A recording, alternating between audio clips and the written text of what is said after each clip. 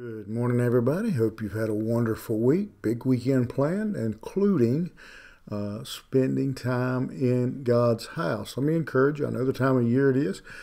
Even if you are traveling, going on vacation, take a moment, take a little bit of time on tomorrow morning. Find a church best you can as you travel, and be in worship somewhere. Get exposed to something different before you go on vacation. Good idea to search out where you're going.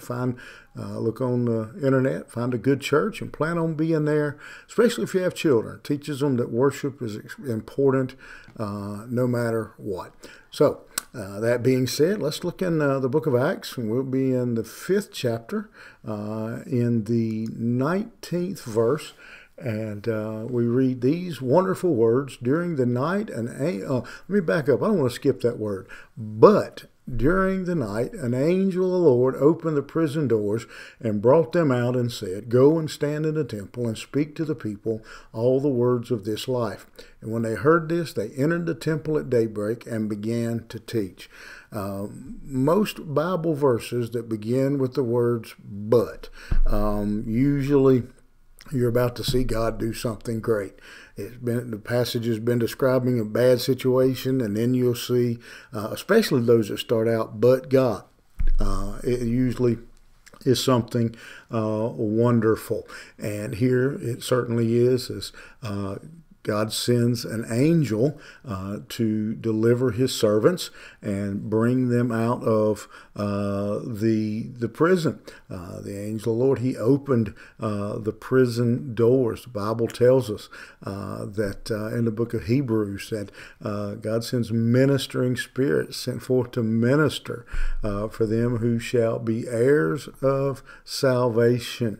And so a conversation on angels is a great conversation. But here we see one of the things that stands out to me and jumps out here is not the angels, not the prison being opened, not them going back to the temple, but the fact that even in the prison, God hadn't forgot his servants. He hadn't forgot his people, that he cares about his children. He cares about his people, no matter where they are, no matter their circumstances, that God is a God of concern and compassion. He loves his people. He takes care of his people and provides for his people. And here he certainly stepped up and delivered his servants, and then gave them an assignment. Said, "Go to the temple and preach."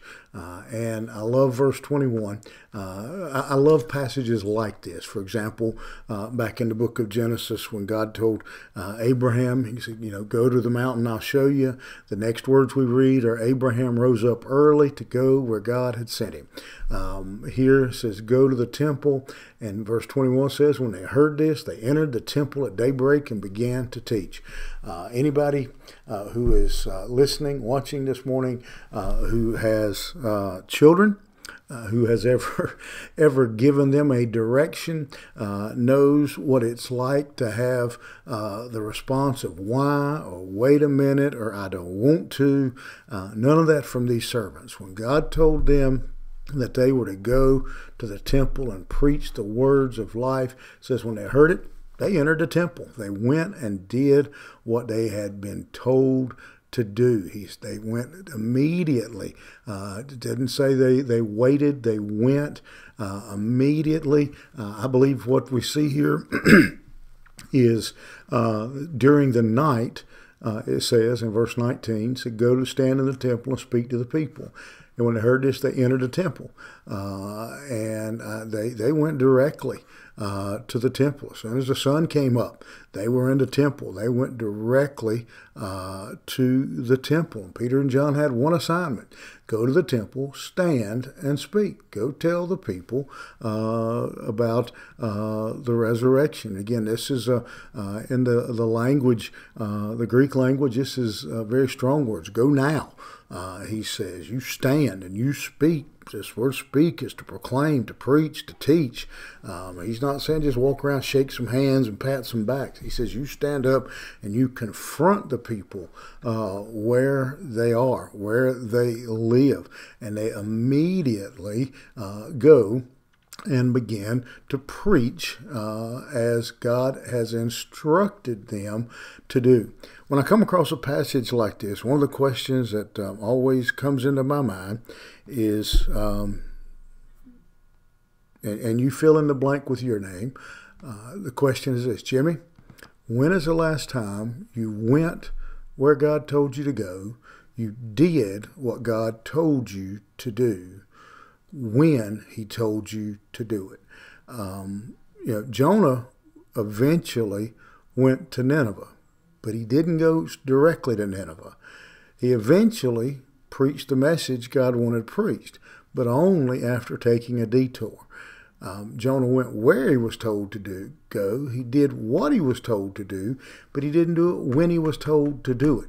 And so all three of those are important components of being obedient.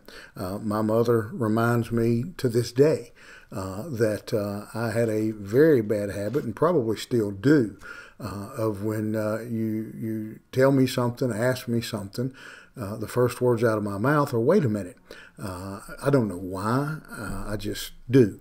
I'm sure there's some psychiatrist who would love to get around and rattle around in my head and figure out some things, but he may regret he ever went there.